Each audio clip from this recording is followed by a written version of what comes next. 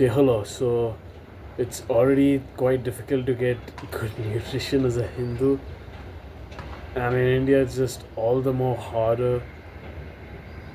Why it's difficult as a Hindu? It's because the sect I come from, right? So basically, there's this caste called Brahmin, which is the priest, right? And I come from there, and basically we're not allowed to eat any meat, not even eggs, right? And that just makes it impractical, just makes it inconvenient to get your nutrition right, because my parents of course won't allow me to have protein powder because there's a lot of propaganda on the internet and they've chose to fall for it, just like every other Indian parent, right? And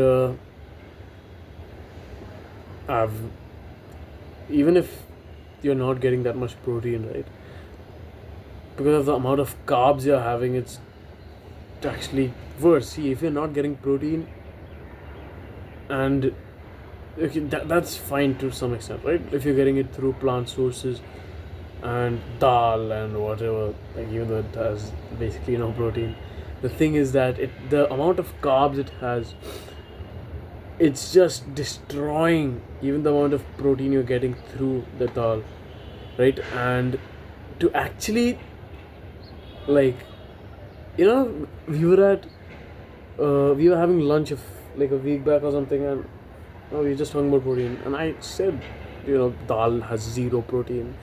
Of course, doesn't literally have zero protein, but you know what I'm saying.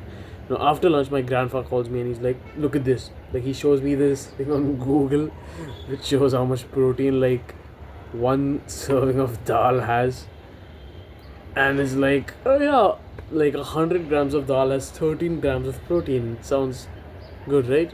13, 13. Was it 26? 13 or 26, right? And I'm like, that's like raw dal, bro. Are you gonna eat raw dal? Of course not. And the thing is that when you cook that dal, one, there's gonna be a lot more than 100 grams. Two, there's gonna be water in it, so it's diluted. Three, it's not a good source. It's not a good source of protein.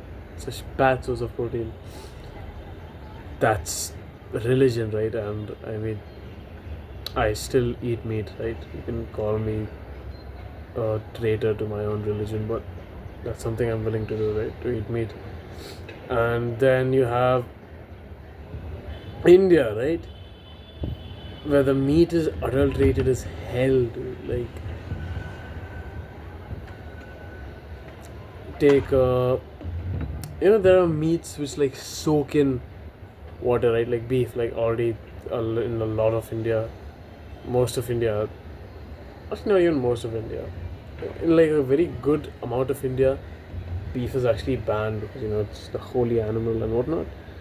But I'm pretty sure even with mutton, beef, I'm sure with people do this, but with mutton, what people do is that they soak it in water, so it seems like fuller, right?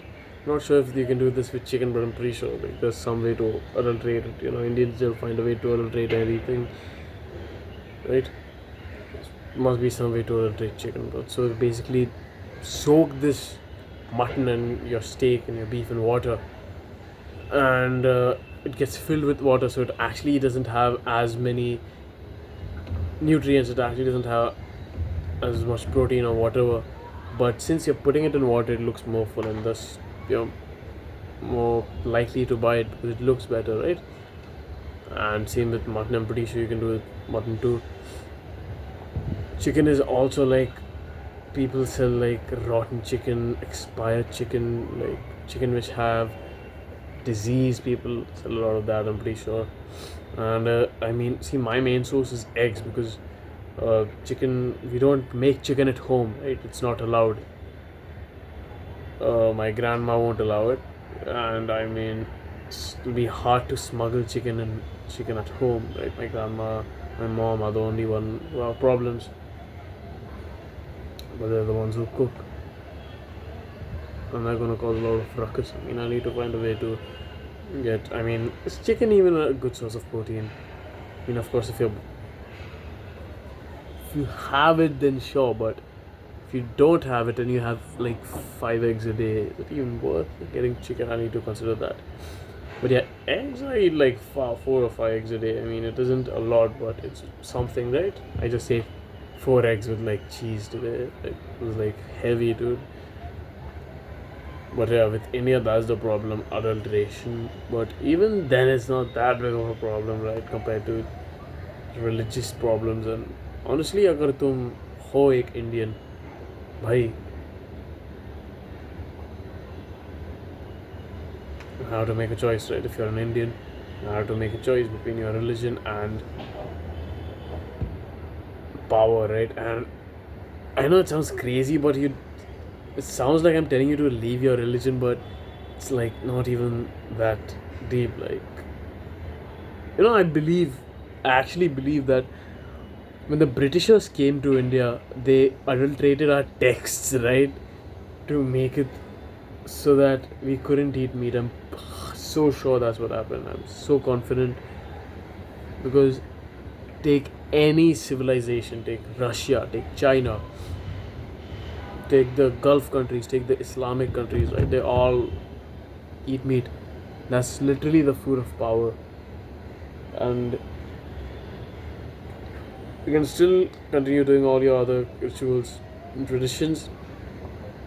Just except eat meat, dude. Your body needs it. You know, the reason why Indians are so short is because of the literal. I mean, one, you could say the nutrition, right? Maybe we're actually tall and maybe we can't reach a genetic potential because we aren't getting protein. But the main reason is because of the amount of famines that happened in India. India's had like some 30 famines in the past 200 years, or I've heard, right? And even one famine, like, basically destroys, a generation. What was the statistic, dude? It was like one famine in itself, like, there was some statistic, right? But the reason why Indians are so short and they have such small, frames is because our bodies are adapted to starvation. That's literally why we're so small built. Like the reason why South Africans have such long legs is that their bodies are adapted to running, right? Pretty sure you could find a reason why they're so tall, right? With the Dutch, why they're so tall. I mean, they were pirates, right? So there must be some reasoning behind that. And us Indians, we're adapted to starvation, right? And still, dude, people telling, those fat uncles telling you to not go to the gym, telling you to not eat protein because you'll damage your kidneys. And honestly, I've kind of given up on my parents. Like, I know it sounds horrible. My parents are not like they're like avoiding the gym at any costs, right? And of course, they're trying. I think they are. I'm not even sure if they are. They say they're trying, but bro, it's impossible to get like anyone elder than me into, not elder than me, but specifically like middle aged into the gym, bro, because the doctors have just killed our parents to make them believe that the gym is bad for you and whatnot. But I mean, we can try as hard as we can, and maybe one day, right? Something else we can do is we can convince our friends to go to the gym, and once we have children, we can convince them. But I mean, yeah, as an Indian, it is hard to get a nutrition, but of course, it isn't impossible. If you're staying in this country, you might as well find a way to get the nutrition you need. Stay happy and smile.